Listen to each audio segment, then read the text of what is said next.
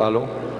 Bueno, empiezo por darle un saludo muy especial al señor ministro del Interior que está aquí con nosotros, a los colegas senadoras y senadores que están también con nosotros, a los colombianos que nos escuchan por los distintos medios de comunicación.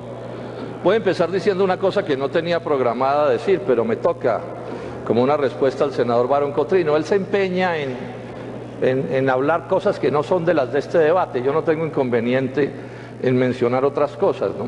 El día en que el doctor Barón Cotrino quiera, hacemos un debate sobre los pasados de los partidos, sobre todas las cosas, no solo sobre estos temas específicos, para ver cómo es que va a explicar él que Cambio Radical, que es el partido del doctor Barón Cotrino y del candidato Germán Vargas Lleras, tiene 19 congresistas condenados por parapolítica.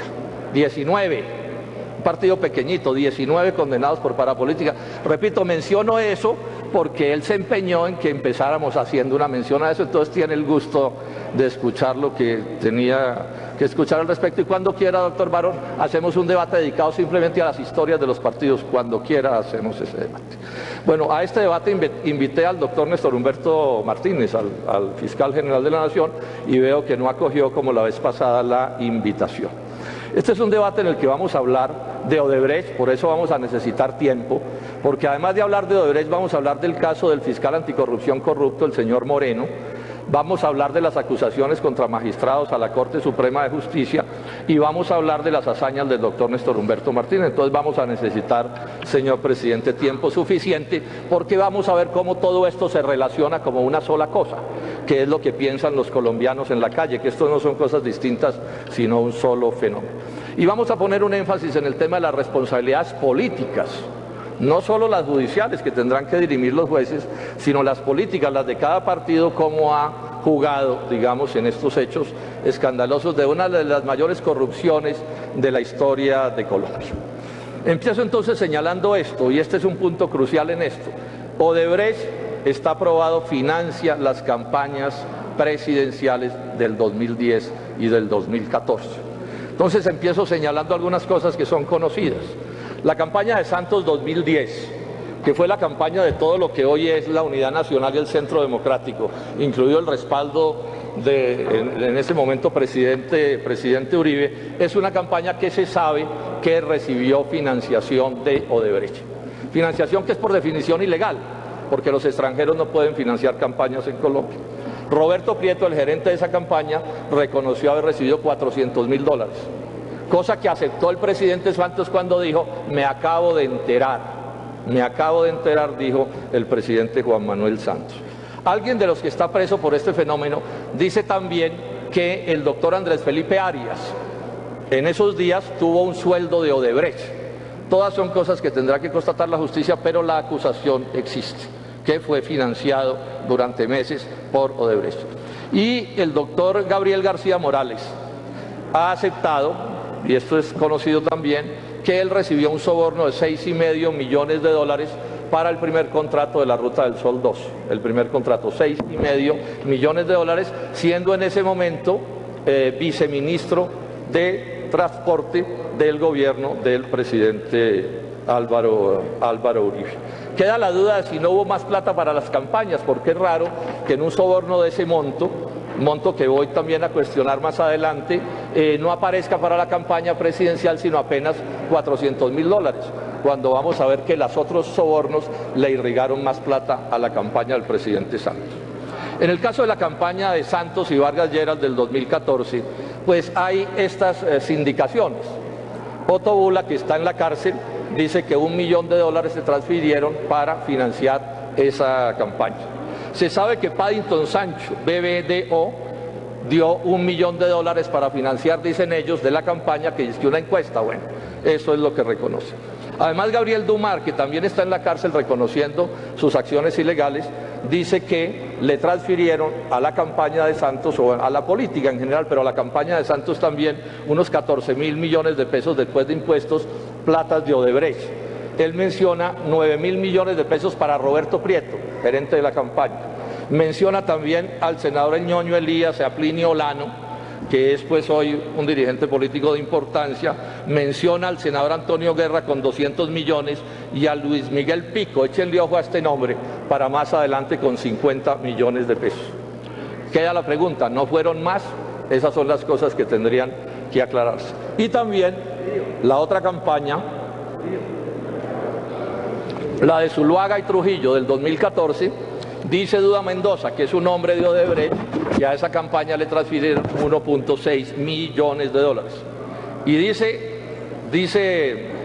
también gentes que ya han confesado que en esos recursos de Odebrecht participó el doctor Daniel García Arizabaleta, que es alto o ha sido alto directivo del Centro Democrático y que fue también un hombre bajo contrato de Odebrecht. También cabe aquí la pregunta de si no fueron más los recursos, señor presidente. Ahora, parte del problema que tenemos es que aquí nadie investiga estas cosas. La Fiscalía, empezando el escándalo, le pasó la pelota al Consejo Nacional Electoral, y el Consejo Nacional Electoral hasta estas alturas no ha dicho ni pío, y los casos están caducando. En esta semana debe caducar un caso y en las próximas semanas debe caducar otro caso, porque allí la investigación no avanza. Lo único que se sabe que ha hecho el Consejo Nacional Electoral es sancionar a Armando Noboa, el único consejero de esa institución que no es ni de la Unidad Nacional ni del Centro Democrático. Vamos a ver qué termina sucediendo, pero esta es la realidad. El otro hecho que hay que señalar es este. ¿Cuál es el modus operandi de Odebrecht? ¿De qué se trata? Se trata de una transnacional profundamente corrupta, de delincuentes. Tenía una sección, el Departamento de Operaciones Estructuradas, cuyo trabajo era sobornar gobiernos y partidos políticos. Sobornarlos con el propósito de conseguir contratos corruptos mediante ese mecanismo. Han aceptado casi 800 millones de dólares en sobornos en 12 países, pero hay un abogado de Odebrecht que calcula en por lo menos 2.600 millones de dólares los sobornos que se movieron. No eran colombianos aportes a la campaña, en las campañas, eran sobornos, que es una cosa completamente distinta. Eran platas que se daban con el propósito que desde la dirección del Estado se les repusieran mediante contratos corruptos esas sumas. Cuando el escándalo estalló, y hay que recordar que no estalla por Colombia, sino por la justicia internacional, particularmente la de Estados Unidos, porque aquí la Fiscalía ni nadie se dio cuenta de nada. La cifra que se dio inicialmente era de 11 millones de dólares en sobornos en Colombia. Bueno, las cuentas ya van en 40 millones de dólares en sobornos, en el primer contrato de la Ruta del Sol y en el segundo contrato de las Rutas del Sol. Y aclaremos esto, colombianos. Los sobornos parecen como que las pagara la transnacional, pero no es así. Al final los pagamos nosotros. Cuando alguien paga un peaje en la Ruta del Sol, está pagando el soborno de estos actos de corrupción. Veamos cómo es que llegaron estas platas a la campaña de Juan Manuel Santos. Dice Gabriel García Morales, uno de los que confesó que ya mencioné, dice: Martorelli, o sea el de Odebrecht, me dijo que el compromiso que ellos adquirieron con la adjudicación de Navelena fue apoyar a los candidatos del partido de la U y asumir deudas de las campañas presidenciales. Esto no se sabía. Lo que hablamos en el debate pasado sobre Navelena no mencionaba sobornos para el grueso de ese contrato, sino otras cosas. Dice la denuncia: Navelena se pagó con campañas. ¿Campañas de quién? De Juan Manuel Santos. Y dice el ñoño Elías, el senador, pónganle cuidado, dice ante la Corte Suprema de Justicia: mi interés era ayudarles a los de Odebrecht a que sacaran rápido los Otrosí, Ocaña, Gamarra, para que ellos entregaran recursos económicos con destino a la campaña presidencial de Juan Manuel Santos, periodo 2014 y 2018, reelección primera y segunda vuelta.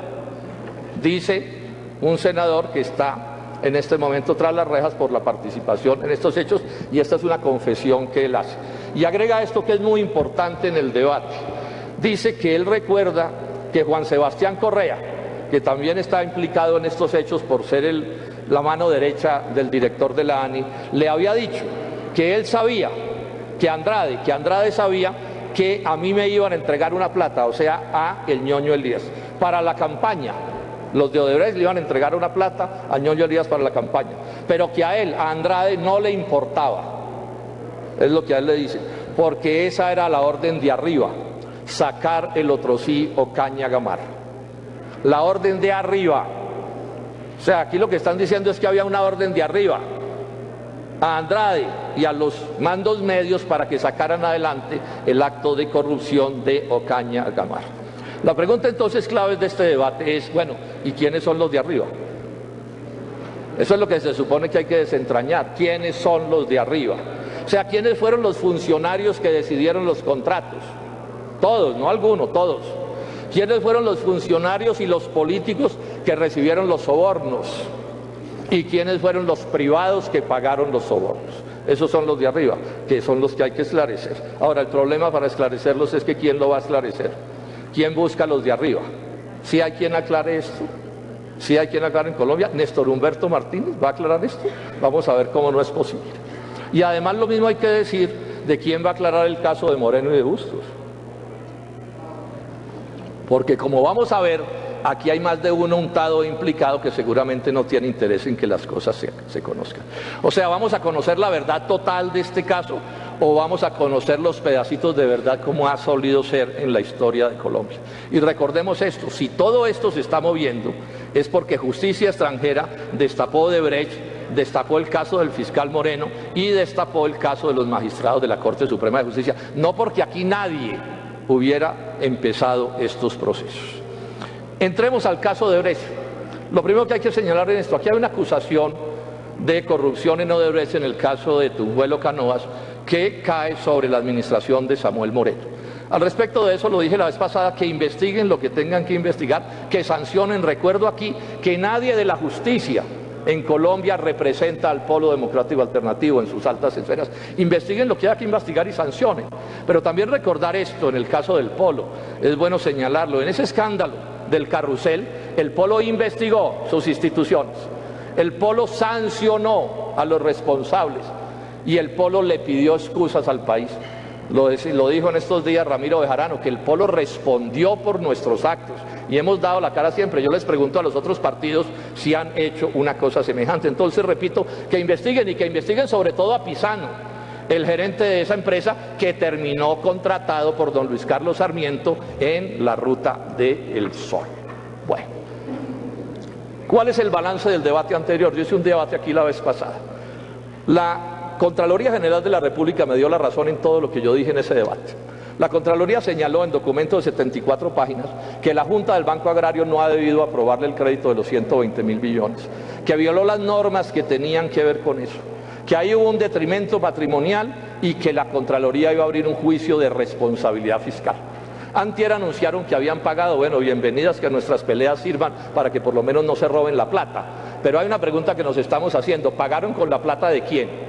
¿Con la plata de Navelena Odebrecht o pagaron con la plata del Estado colombiano? Eso nos lo van a tener que explicar los de Cor Magdalena despacito, para saber de dónde salieron los recursos con los que le pagaron al Banco Agrario una plata que estaba perdida.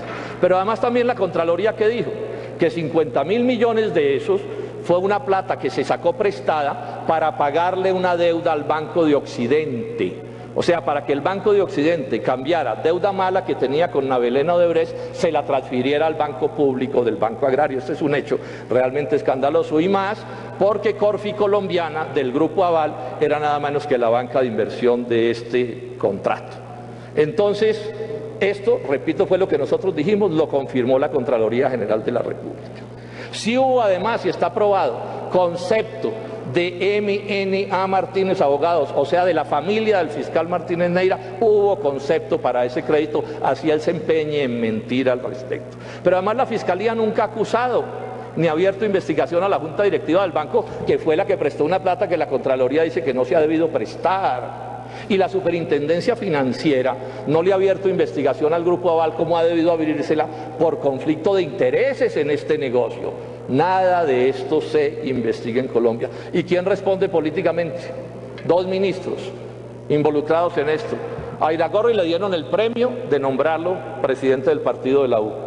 ¿Será que van a nombrar al doctor, al ministro de Hacienda, lo van a nombrar presidente del Partido Conservador? Bueno, eso puede suceder. Otros aciertos de mi debate anterior. Yo dije, y aquí me lo debatieron algunos de ustedes, que Ocaña Gamarra era un torcido, y era un torcido, está aprobado hasta la saciedad, un torcido es el contrato de Ocaña Gamarra.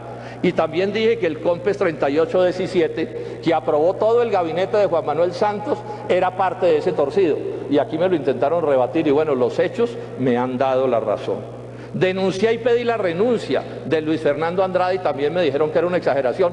Bueno, está imputado y tuvo que renunciar a su cargo de director de la ANI. Señalé a José Elías Melo, director de Corficolombiana, como involucrado en estos actos de corrupción y también me dijeron que era una exageración. Bueno, ahí está tras las rejas, en un proceso por haber contribuido con el pago de estos sobornos. Rechacé el negocio de los 700.000 millones de pesos que la ANI y el gobierno nacional, con la venia política del doctor Germán Vargas Lleras, le cuadró a Debrecht y al Grupo Aval para sacarlos limpios de este escándalo de corrupción de la Ruta del Sol. Pues bien, yo lo denuncié en ese momento y la Contraloría y el Tribunal Superior de Cundinamarca pararon el negocito, porque el negocito es un negocio absolutamente inaceptable.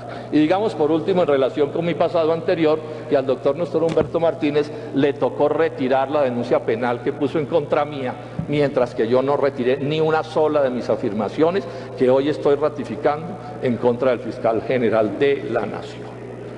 Veamos entonces cómo se han desarrollado estos asuntos. El caso de Odebrecht, ¿cuál es? Repitamos brevemente. Allí, 63% del negocio es de Odebrecht, el caso, perdón, de la Ruta del Sol, y 33% es Grupo Aval a través de Corficolombiana y Episol. Pero además el Grupo Aval va en otro negocio ahí. Ellos tienen créditos ahí puestos con ganancias por 1 o 2 billones de pesos. El primer soborno de todo este negocio de la Ruta del Sol, ya dije, se realiza durante la administración del presidente Álvaro Uribe, siendo viceministro Gabriel García. Y se dice que el soborno es de 6,5 millones de dólares. Yo les digo francamente, colegas, no me dan las cifras. Porque si ustedes comparan, y no voy a entrar en detalles para no alargarme, lo que se sabe y se pagó, o lo que se acusa se pagó en el soborno de Ocaña Gamarra, pues no compensa, no cuadran las cuentas, ahí faltan platas. O sea, es demasiado pequeño un soborno de 6,5 millones para un negocio de ese calibre. Porque si se hace un cálculo en relación con Ocaña Gamarra, ese soborno ha debido ser entre 84.000 y 105.000 millones de pesos y apenas alcanzó unos 20.000 millones de pesos. Y además porque hay dos cabos sueltos. Si solo fue lo de García Morales, ¿de dónde salen los 400.000 dólares que Prieto y Santos reconocen haber recibido? ¿Y de dónde sale la plata que se dice se le pagó a Andrés Felipe Arias? ¿Y quién investiga? ¿Néstor Humberto Martínez? Vamos a ver si Néstor Humberto Martínez investiga esas cosas. Bueno, Ocaña Gamarra fue ilegal. Está confirmado hasta la saciedad. Gabriel García dice que la obra no se encuentra en el corredor. Recordemos aquí cuál es el caso. Una vía norte-sur, que es Puerto Berrío-San Roque, a la que le adicionan un contrato de una vía oriente-occidente, que es Ocaña Gamarra. Y está dicho por el viceministro del momento que no es del mismo corredor, es obvio. El artículo 28 de la ley 1150 es precisa en señalar que no se pueden incluir como el mismo corredor. Es que no hay nada más contrario a una línea vertical que su perpendicular. Eso es una cosa que cualquiera entiende. El gobierno le consultó al Consejo de Estado y el Consejo de Estado les dijo: las obras que no guarden una relación directa y necesaria con el objeto del contrato no pueden acordarse ni ejecutarse válidamente como una adición al respectivo contrato de concesión. Es decir, tenían que haber abierto una licitación pública para que otros contratistas se quedaran con ese negocio. ¿Saben quién les dio la línea de cómo violar la ley o les dio la apariencia de legalidad? Un contrato que firmaron con el abogado Néstor Humberto Martínez, que violando la letra y el espíritu de la Constitución y la ley, les dijo que sí podían hacer el torcido que terminaron haciendo, que no era necesaria la licitación pública. Otra vez, siempre vamos a ver, señor presidente, nos vamos a tropezar con el doctor Martínez en todas las cosas. Pero el torcido de Ocaña Gamarra no termina ahí. Esa es apenas una parte. El torcido de Ocaña Gamarra tiene que ver con otra cosa. Se lo simplifico. ¿Saben cuándo firmó Andrade el otro sí ese contrato, o sea, saltándose a la licitación? La firma en marzo 14 del 2014. Y para poder terminar ese torcido se necesitaba un CONFIS y se necesitaba un COMPES. O sea, que operaran unas instituciones importantes del Estado colombiano, pero que operaran antes, senadores y colombianos, no después del contrato. ¿Y cómo operaron? Después del contrato. El CONFIS es de 3 meses después de suscrito el contrato. y el COMPES es de 7 meses después de suscrito el contrato. Si eso no es un torcido, yo pregunto, ¿qué es un torcido? De acuerdo con las normas nacionales. Y esos torcidos los aprobó todo el gabinete de Juan Manuel Santos, incluido el actual fiscal, que en esos días era el secretario de la presidencia. Tan torcido es esto que la Corte Suprema de Justicia ya llamó a todo el gabinete a que dé explicaciones al respecto, y que la Procuraduría está pidiendo que por favor le pregunten a Germán Vargas Lleras, que también estuvo en ese COMPES, cómo son los detalles de estos asuntos y que por favor dé algunas explicaciones. Y entonces digamos esto, por ese caso de ese COMPES están empapeladas las ministras Gina Parodi y Cecilia Álvarez, gravemente empapeladas, porque no solo violaron la ley aprobando ese COMPES que no han debido aprobar, sino que ellas tenían un impedimento particular porque con ese COMPES estaban favoreciendo a un familiar de ellas, al hermano de Gina Parodi, y a ese negocio de la familia, y están, repito, empapeladas por esto. Pues bueno, debería estar empapelado Néstor Humberto Martínez, porque él también aprobó ese COMPES en las mismas circunstancias, favoreciendo a Odebrecht y al Grupo Aval, de los que había sido contratista para sacar adelante ese negocio. Y yo pregunto, ¿y quién investiga al señor fiscal general de la Nación? Pero además acaba de salir esta semana una noticia que realmente a mí me llamó la atención. Descubrieron otro soborno de 4.000 millones de pesos en un contrato de estabilidad jurídica que benefició a la Ruta del Sol. ¿Saben quién fue el abogado contratista para tramitar ese contrato de estabilidad jurídica? Néstor Humberto Martínez Neira. Y ustedes sí saben que la primera decisión del comité, Han pedido un poco de silencio para seguir el debate. La primera decisión del comité, yo les pediría a los colegas que no estén interesados, no es obligatorio estar aquí, ¿no? No es obligatorio estar aquí. Entonces digo que ese contrato de estabilidad jurídica lo tramitó el doctor Néstor Humberto Martínez. Pero además con esta advertencia, la primera decisión del Comité de Estabilidad Jurídica fue negar el contrato de estabilidad con un argumento obvio, y es que ustedes quieren cambiar el contrato que ya firmaron, trasladándole al Estado todo el riesgo tributario. Eso es inaceptable. O sea, la historia de siempre, firman un contrato y lo primero que hacen es cambiarlo en detrimento del interés público. Entonces le negaron esa modificación a la Ruta del Sol y a Martínez Neira. ¿Y saben qué pasó? Que luego de entrar como ministra la doctora Cecilia Álvarez, cambiaron la decisión y aprobaron el cambio del contrato, que es lo que estaban decidiendo. Cambio del contrato que por supuesto los favoreció, y casualmente apareció un soborno de 4.000 millones de pesos en torno a ese negocio, Aquí hay una cosa que vale la pena señalar. Colombianos, no son los senadores los de más arriba, los senadores son parte de estos asuntos, o los congresistas. Seguramente que sí, deben investigarlos sin sancionarlos, pero no son los que deciden. Aquí hay que aclarar quiénes son los que deciden, como ya lo mencioné inicialmente, porque si no se terminan tapando las cosas. Entonces los de Odebrecht, en el primer soborno de la Ruta del Sol, ya reconocieron que ellos pagaron parte de ese soborno y acusaron a Corfi Colombiana, a su presidente, el doctor José Elías del Melo, de haber puesto la parte que le tocaba al Grupo Aval, a Corfi Colombiana. Bueno, Melo no ha aceptado esa acusación. El Grupo Aval dice que ellos no tienen nada que ver, pero eso está, digamos, planteado en esas circunstancias. Y entonces yo aquí me hago una pregunta. ¿Pudo no haber aporte para ese soborno del Grupo Aval, de Corfi Colombiana o de Pisol, que es la misma cosa para estos efectos? ¿Pudo no haberlo? O sea, los de Odebrecht le regalaron la parte del soborno a Corfi Colombiana, subsidiaron a Corfi Colombiana en ese negocio. Yo le he preguntado a empresarios que saben de estas cosas. Estamos hablando de 12 millones de dólares. O sea, le regaló Odebrecht 12 millones de dólares a sus socios. Pues eso realmente es muy poco creíble que eso haya sido así. Y además hay un asunto que es importante. José Roberto Acosta, que ha estado muy detallado en estas cosas, tiene información de que hay una auditoría interna del Grupo Aval que se la dirigieron a Standard & Poor's, unos banqueros norteamericanos, que dicen que desaparecieron todos los documentos que se cruzaron entre José Elías Melo y el Grupo Aval entre el 2009 y el 2014. Desaparecieron.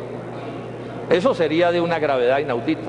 Bueno, esto no está confirmado, pero yo con toda cordialidad le digo al Grupo Aval, muéstrele al país esa auditoría interna realizada por Rafael Neira y aclaramos si se perdieron o no se perdieron esas comunicaciones. Pero además hay que hay una cosa que tampoco nadie menciona. Todo este es un negocio con dólares de por medio, porque Odebrecht traía parte de su plata del exterior. ¿Qué banco o qué bancos colombianos lavaron esta plata? Y ojo con esto, cada vez que dejan volar un corrupto, lavan una plata. ¿Qué bancos? Y le pregunto al fiscal Martínez Neira, ¿ya abrió investigación para saber qué bancos lavaron los dólares de este negocio? No hemos sabido.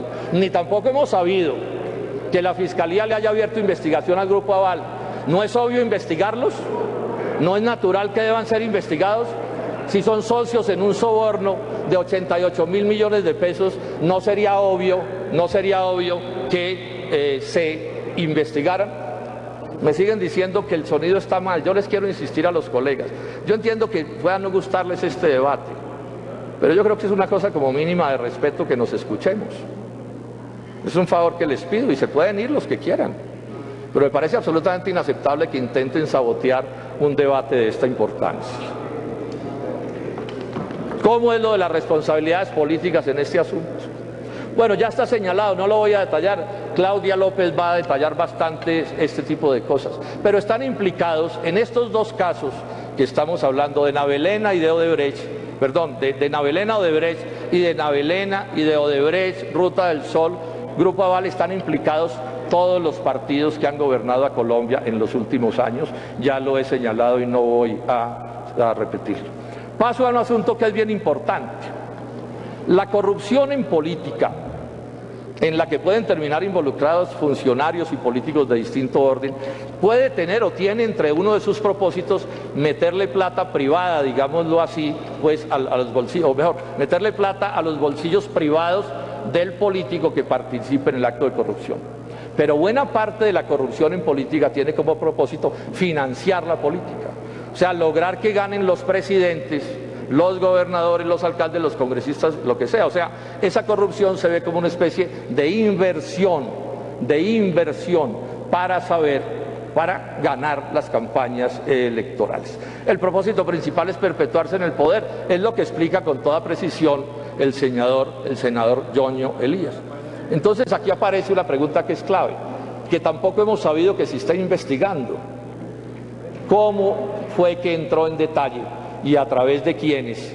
¿Cómo entró en detalle y a través de quiénes la plata de Odebrecht a la campaña de Santos y de Vargas Lleras del 2014? O sea, ya se sabe que entró. Lo que está por aclararse es cómo entró. Bueno, La Silla Vacía, el 13 de marzo de este año, publicó un estudio muy cuidadoso de 8 páginas que hace una investigación de qué pasó en la costa en la segunda vuelta. Recordemos que en la primera vuelta había perdido las elecciones Juan Manuel Santos y en la segunda vuelta le aparecen 1 millón de votos más en la costa atlántica. Entonces La Silla Vacía, con todo cuidado, investigó, habló con 17 fuentes distintas, ojo al rigor de la investigación, 17 fuentes, o sea, 17 personajes, políticos y gentes de la campaña. De esos 17 fuentes usó 13 fuentes y solo usó las informaciones que coincidían varias fuentes. O sea, hizo un trabajo riguroso para saber qué era lo que había pasado. Y a la conclusión que llega La Silla Vacía, repito la fecha, marzo 13 del 17, a la conclusión que llega La Silla Vacía es esta. Dicen textualmente, cuando pierden en la primera vuelta, o sea, cuando Santos pierde en la primera vuelta, Vargas Lleras se apersona de la campaña en el Caribe. Y Prieto, ya lo he mencionado, Roberto Prieto, se queda en Bogotá. Bueno, les voy a contar con algún detalle qué es lo que cuenta La Silla Vacía. ¿Qué es lo que cuenta La Silla Vacía? Dicen que al 6º día, después de la derrota, aterriza Vargas Lleras en Corozal, en el aeropuerto de Corozal, y llega con Sergio Díaz Granado, que era otro de los jefes de la campaña. Y ahí reúne a 10 congresistas liberales de la U, conservadores entre otros. Los reúne y 3 asistentes a la reunión le confirman a la silla vacía que los reunieron para ajustarlos, es el nombre que le dan. ¿En qué consiste ajustarlos? Es decirles, ustedes nos garantizan los mismos votos que pusieron al Senado. Nos los tienen que garantizar y digan qué necesitan para poder lograr que ese ajuste se dé, o sea, para poder conseguir el 1.000.000 de votos de más que no les habían aparecido. Con el mismo criterio, Vargas Lleras unos días después hizo una reunión semejante en Cartagena. Y en el caso de Cartagena, dice la silla vacía, todo esto cuidadosamente investigado, les preguntó, bueno, ¿y qué se hace falta aquí para que ganemos? Les pregunta Vargas, ¿cómo hacemos para ganar? Y entonces le dicen que se necesita más plata. Y ponen una cuota de 300.000 votos en Bolívar, a 10.000 pesos voto, para poderlos pues entusiasmar a esos electores. Cada uno, eso da 3.000 millones de pesos. Y cuenta la silla vacía que el lío es que no les aparecían sino 1.500. Entonces con unos contratistas consiguieron más, con un alcalde consiguieron otros 500 y así se terminó cerrando la cuenta. Parecido se hizo en Córdoba y Sucre. Según 3 fuentes. Allí también los pusieron, les doblaron la plata que les habían dado en la primera campaña. Y dice la silla vacía, que se lo dice uno que recibió plata. Le dice, la plata la llevaban en bolsa, en maletín, en lo que sea, pero la llevaban. ¿Y saben quién la llevaba? Dicen 5 testimonios de los que estuvieron en el asunto, la llevaba Luis Miguel Pico. Después Luis Miguel Pico, después viceministro de Agricultura y hoy investigado por los sobornos de Odebrecht. Pero además agreguemos esto, ¿saben quién fue el otro gran recaudador de fondos para la campaña de Juan Manuel Santos para la segunda vuelta? Néstor Humberto Martínez Neira. Dicho también por la silla vacía sin que él vaya reputado. A él le tocó sablear a los cacaos para que la plática rindiera. Bueno, esas son las acusaciones que están aquí sobre el tapete. Fue entonces de esta manera como se logra este triunfo, que favoreció ese triunfo, claro, favoreció a Santos, favoreció a Germán Vargas Lleras. Si hubiera perdido no sería nadie hoy en política y el señor fiscal Néstor Humberto Martínez no sería fiscal general de la Nación. Todas estas son las cosas que tendrá que esclarecer la justicia con toda seriedad y con todo rigor. Pero ¿y quién lo va a esclarecer? Ustedes se imaginan que después de este debate reúnan Néstor Humberto Martínez a sus jefes de fiscalía y les dice, bueno, me van a averiguar cómo fue lo de Germán Vargas, me traen los datos, me confirman las investigaciones que hizo la silla vacía. ¿Eso será lo que va a suceder, lo que está sucediendo? ¿Eso es lo que va a hacer usted, doctor Néstor Humberto Martínez, apenas termine ese debate? Ni se lo imaginen, por supuesto. Bueno, pasemos al caso de Moreno, de Busto, de Vargas y de Néstor Humberto Martínez. Vamos a mirar esto con detenimiento. Bueno, ¿cuál es el caso? El señor fiscal Martínez Neira nombra de fiscal anticorrupción a un personaje que resultó ser un corrupto redomado, al señor Luis Gustavo Moreno. Esto es una vergüenza mundial, esto nos avergüenza ante el mundo. O sea, que uno tenga un fiscal general que nombre de fiscal anticorrupción a un corrupto redomado, eso no pasa sino en Colombia. Y que sobre todo no pase nada, porque aquí no ha pasado nada realmente en relación con eso, fuera de perseguir unos cuantos peces de segunda categoría. Entonces ese es el primer hecho. Y se supo porque la DEA le dio dedo, si no tampoco se sabría.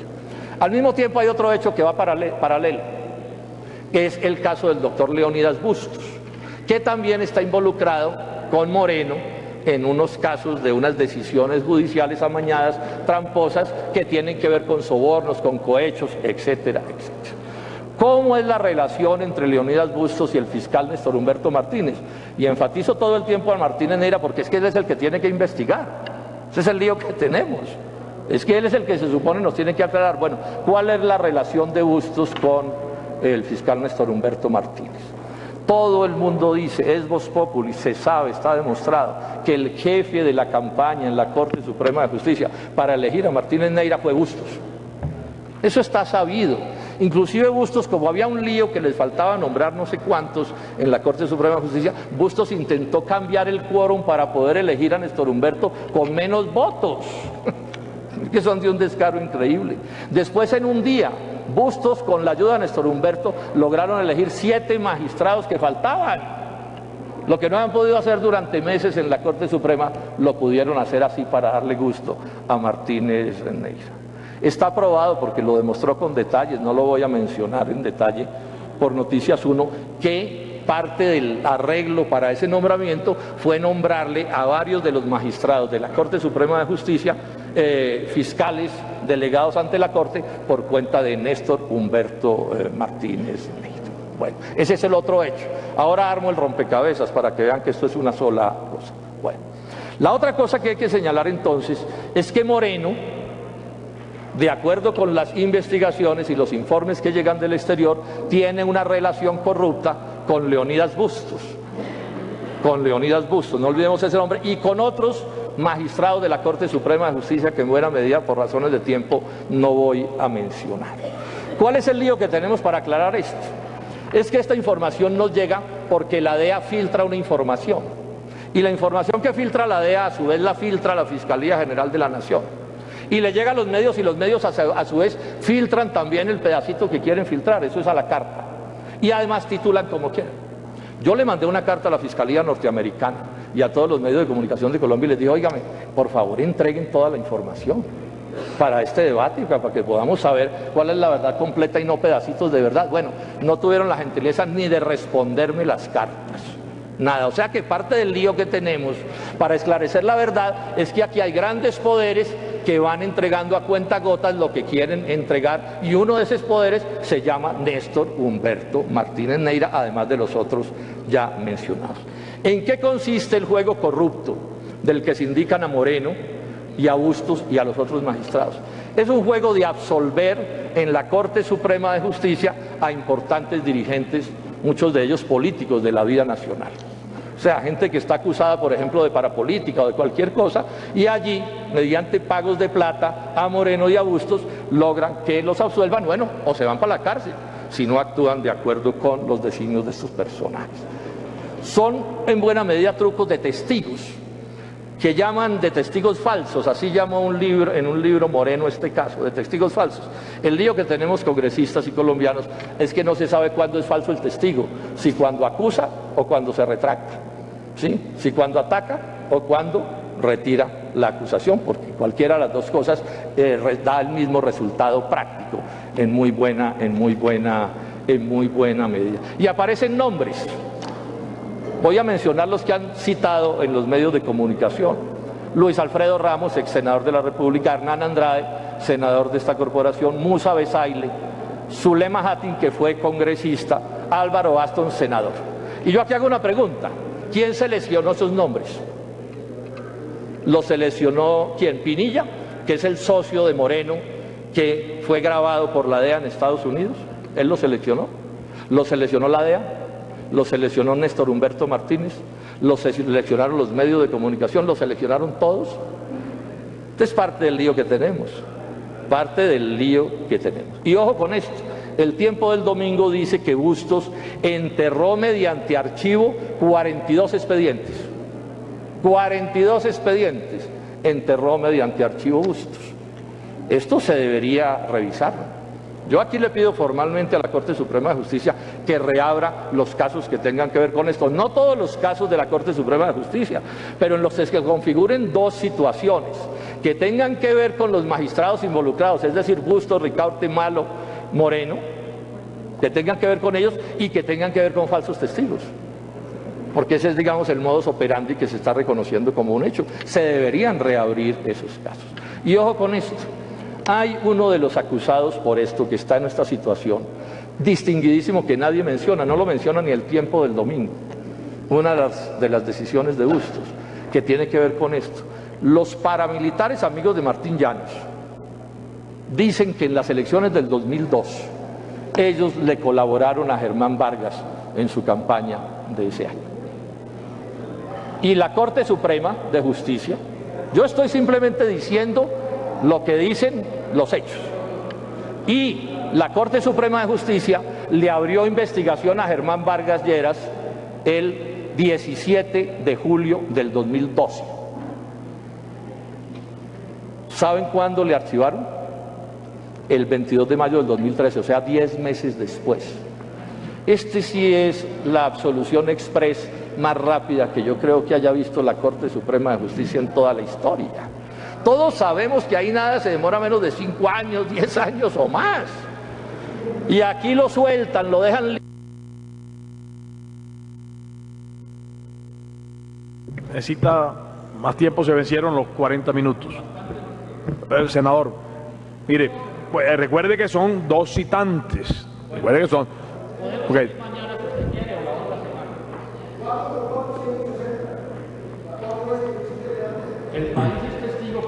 Un momentico. Sonido para el senador Robledo, 10 minutos más. Yo le quiero rogar, señor presidente, que nos dé el tiempo que necesitemos. Esto es de una gravedad inaudita. Ahora, y si hay que seguir mañana, pues seguimos mañana. Aclaro y que tenemos habrá hoy hasta las 12 de la noche. todo... Si hay que seguir la semana entrante, seguimos la semana entrante. Pero no puede... Aclaro que habrá todo el tiempo en siguientes intervenciones, pero por supuesto tienen que intervenir también los partidos. Por ahora la mesa directiva determinó 40, 10 minutos más y vuelve otra vez en otra intervención, pero por ahora, y si hay que seguir mañana lo hacemos y pasado. Por ahora continúe con ese tiempo que la mesa directiva ha otorgado. Voy a seguir y usted verá, señor presidente. Bueno. Y ojo, entonces al doctor Vargas Lleras lo exime de culpa el doctor Leonidas Bustos, que tiene como magistrada auxiliar a Luz Mabel Parra, grábense este nombre, que resulta ser, como vamos a ver, cercana a Cambio Radical y cercana a Néstor Humberto Martínez. Es que miren cómo se van juntando todas las cosas. Veamos cómo es el caso de la doctora Luz Mabel, de Luz Mabel Parra. Ella estuvo en ese cargo hasta el año pasado. De ahí salió y salió con problemas, estoy resumiendo, y luego salió para el equipo de la Fiscalía General de la Nación. Ella es nombrada por Néstor Humberto Martínez como magistrada auxiliar, después de que, repito, ha salido por problemas y tuvo negocios con Moreno. O sea, Luz Mabel Parra se conoce con Moreno, han sido socios en negocios de algún congresista de esta corporación. Y hoy está siendo investigada por la Corte Suprema de Justicia por todo esto. Y la semana última de septiembre tuvo que renunciar a la Fiscalía porque digamos que el escándalo ya superaba las cosas que se estaban tapando.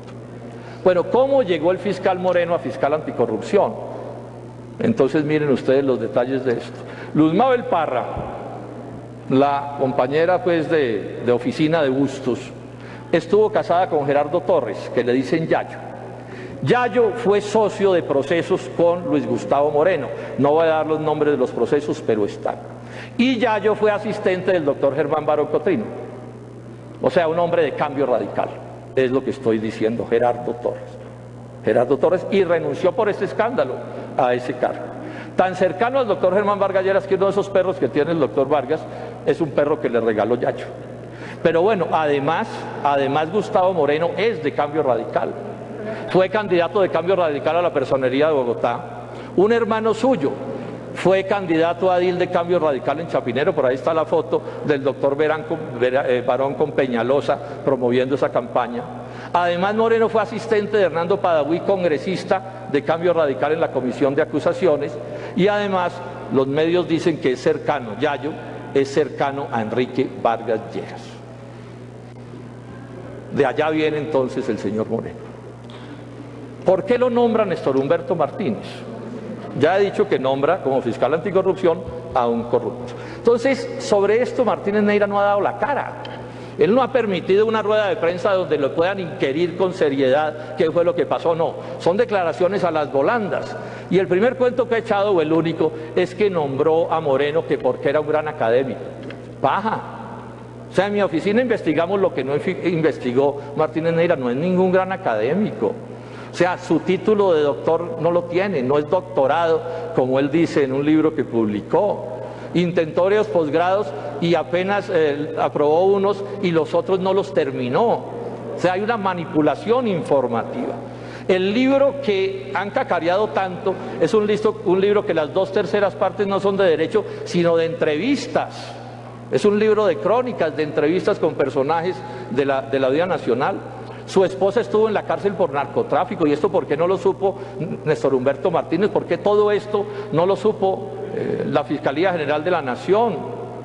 Fue capaz de hacer unos lanzamientos ostentosos, como con gusto de mafioso, en el Hotel Santa Clara en Cartagena, para promoverse y para promover sus negocios. Eran vox populi sus andanzas. Si ustedes le preguntan, en los medios de la justicia les van a decir que este personaje ya era sospechoso entre ellos. Dice Caracol de junio 28 del 2017 que hubo fiscales y el magistrado Barceló que le advirtieron a Néstor Humberto Martínez quién era el personaje. Pero además el personaje también estuvo en la Fiscalía General de la Nación, contratado por Montealegre, y de allí salió, dice Montealegre, terminamos el contrato por mutuo acuerdo, pero por orden mía. Dice Montealegre que lo sacó porque llevaba casos ante la Fiscalía que le creaban un conflicto de intereses, o sea, estaba procediendo de manera indebida, y eso tampoco lo supo Martínez Neira. O sea, dentro de la propia Fiscalía no fue capaz de saber que lo habían sacado de la Fiscalía por procedimientos indebidos. Bueno, estas son las realidades que tenemos aquí. Dice Bustos que hay que investigar a Martínez Neira porque nombró a Moreno en la Fiscalía General de la Nación. Entonces, en conclusión de esta parte, Martínez Neira no tiene sino dos posibilidades: o nombró a Moreno en un acto de clientelismo judicial y político para favorecer a Bustos y a los amigos de Bustos en la Corte Suprema y para favorecer a Cambio Radical, un acto de irresponsabilidad inaudita, de negligencia inaceptable en otro país del mundo, por eso solo se cae, o más grave aún, es parte del negocio y es parte del cartel de las togas. Eso se debería investigar. Aquí no puede haber colombiano al que no se investigue, porque las relaciones son muchas las que están establecidas entre Martínez Neira y estos personajes que están aquí involucrados en este escándalo del que estamos hablando. Dice Martínez Neira, porque Martínez Neira cogerlo en una verdad es bien difícil, dice que Moreno nada tuvo que ver con Odebrecht. Pues miente, me toca decirle, doctor Martínez Neira, no es cierto. Miren, yo aquí tengo este dato. Noticias 1 publicó un video, ustedes lo pueden ver, en donde el fiscal que asiste a la audiencia, a una audiencia con Otto Bula, está allí destacado, dice el fiscal en ese video, por el doctor Luis Gustavo Moreno. O sea, el doctor Luis Gustavo Moreno sí tiene que ver con los asuntos de Odebrecht. En marzo 29, una funcionaria de la Fiscalía le responde una carta a una funcionaria de la Corte Suprema de Justicia, una petición sobre Bula y García Morales. Y dice la funcionaria de la Fiscalía, dice que esa petición fue enviada al señor Luis Gustavo Moreno. O sea, Luis Gustavo Moreno sí estaba en los negocios de Odebrecht. Y tengo un documento también, se los doy al que quiera, en el que aparece Francisco José Cintura, abogado de Pisol, que es Grupo Aval en el escándalo de Odebrecht, con una carta dirigida a Luis Gustavo Moreno, director de la Unidad Anticorrupción, en la que le hace cualquier petición, no importa cuál sea. Lo que estoy demostrando es que Martínez Neira falta la verdad cuando dice que Moreno no tenía que ver absolutamente nada con estos asuntos del caso de Odebrecht del que estamos hablando. Acusaremos entonces a Néstor Humberto Martínez por el caso Moreno y por el caso Bustos. Y terminemos con esto, señor presidente, ya concluyo. ¿Quién le va a aclarar todo esto a Colombia? Este es el punto. El Consejo Nacional Electoral, que no ha movido un dedo, y ya le señalé sus limitaciones. Néstor Humberto Martínez, que por donde se mueva se toca con el Grupo Aval o se toca con Odebrecht. En los bolsillos del fiscal Martínez Neira suenan la plata de los contratos de la Ruta del Sol y de los contratos de Navelena. Él es el que nos va a aclarar esto. ¿Qué garantía de imparcialidad puede darnos este personaje? Absolutamente ninguna. En otro país ya le habrían abierto investigación por el caso de Moreno y de Bustos. Los impedimentos de él son absolutamente notorios. Además recaudó fondos para la campaña presidencial de Juan Manuel Santos. Además, y esto lo dije la vez pasada y lo reitero, señor presidente, era el fiscal perfecto para el escándalo de Odebrecht. O sea, yo hoy aquí me ratifico en la idea de que lo nombran de fiscal es para que atendiera la ola que venía de Odebrecht sobre la nación colombiana. Ola que iba a tocar inevitablemente a Juan Manuel Santos, a Germán Vargas y que iba a tocar inevitablemente al Grupo Aval, al propio Luis Carlos Sarmiento Angulo. Entonces les pusieron el fiscal perfecto, ningún fiscal más perfecto que este para atender este caso. Y además está en la campaña de elegir a Germán Vargas, todos sabemos que es así. Y es Voz Populi que está en la campaña de elegirse el presidente en el 2022. Ese es el fiscal que tiene Colombia, un cuadro de cambio radical, un jefe de cambio radical. Y es una persona que manipula los medios de comunicación como se les da la gana, les filtra como quiere, los pone a titular como quiera.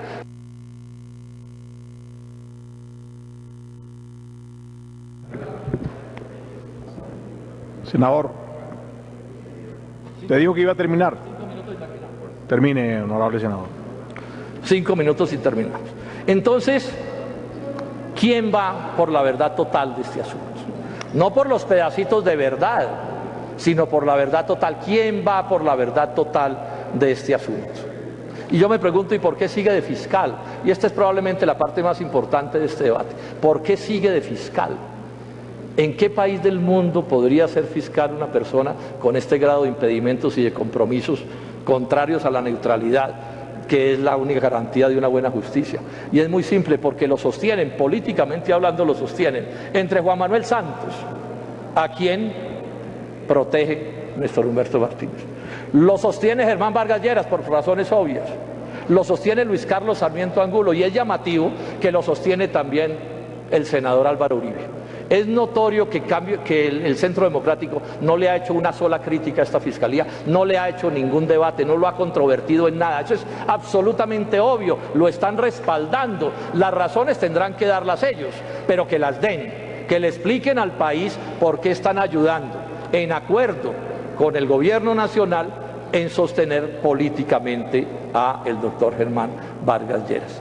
Y aquí hay un asunto que también es de inmensa gravedad. Aquí entonces lo que hay es un pacto de impunidad, un pacto para que no se vaya al fondo, ni en el caso de Odebrecht, ni en el caso de Moreno, ni en el caso de Bustos, ni en ninguno de los casos, que es la historia de la corrupción en Colombia. La historia de la corrupción en Colombia es que no se va al fondo del asunto. Fritan un par de peces de menor cuantía, se los tiran a la galería y con eso se terminan resolviendo las cosas. Pero además aquí hay un asunto que hay que mencionar también por último en el caso del doctor Martínez Neira. Él está en campaña, es obvio, es un cuadro de cambio radical. Y hay denuncias graves sobre eso, las ha hecho la senadora Claudia López y hoy las va a reiterar, pero yo menciono un solo caso por razones del tiempo. Ustedes se acuerdan que hace unos meses la Fiscalía, por orden de la Fiscalía, se trajo tras las rejas al alcalde de Montería. Lo tuvieron que soltar a los 2 o 3 días porque, entiendo, no había pruebas suficientes, pero lo tuvieron y lo golpearon políticamente. Bueno, dice La Silla Vacía en la información que hoy la fuerza política del alcalde, que no es de cambio radical, le está recogiendo firmas a la campaña de Germán Vargas Lleras. Esto es inaceptable.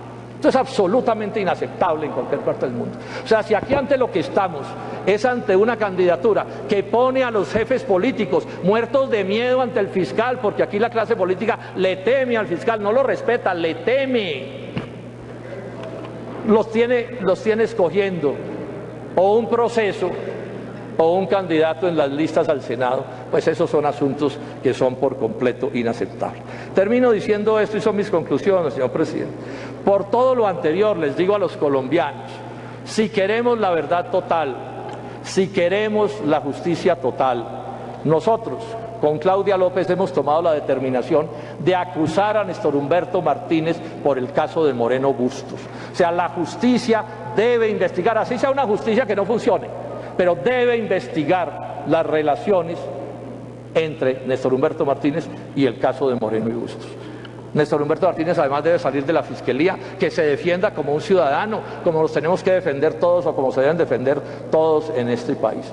Llamar a Santos, a Uribe, a Vargas y a Luis Carlos Sarmiento Angulo a que no lo sostengan más, le están haciendo un daño inmenso a este país. Esto es una vergüenza mundial, es un descrédito para los colombianos, es un descrédito para la justicia. Aquí no hay garantía de nada. Aquí el mensaje que le están mandando al pueblo es que la justicia es solo para los de Ruana y eso es absolutamente inaceptable. No funcionen más con la idea esa tan repudiable de que es que ustedes no saben quiénes somos y aquí hacemos lo que se nos dé la gana. No, así están destruyendo a este país.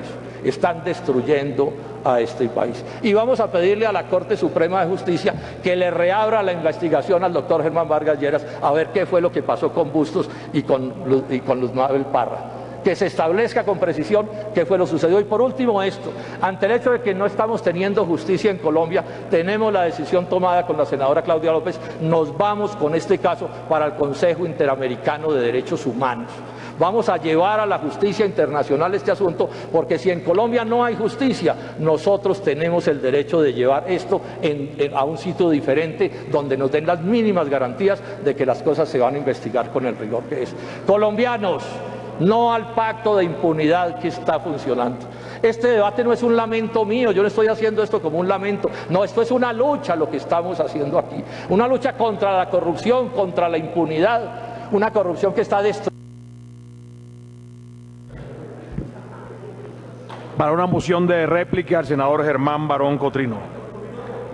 30 segundos. 30 segundos, honorable senador. Le hemos dado 3 prórrogas y le damos los 30 segundos. Sigue, honorable senador, y enseguida el senador Germán Barón para una moción de réplica.